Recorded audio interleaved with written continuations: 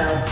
But when it came down to it, these girls, this group of girls, truly fought for one another, fought with each other day in and day out. And I'm just so proud of everything that they accomplished.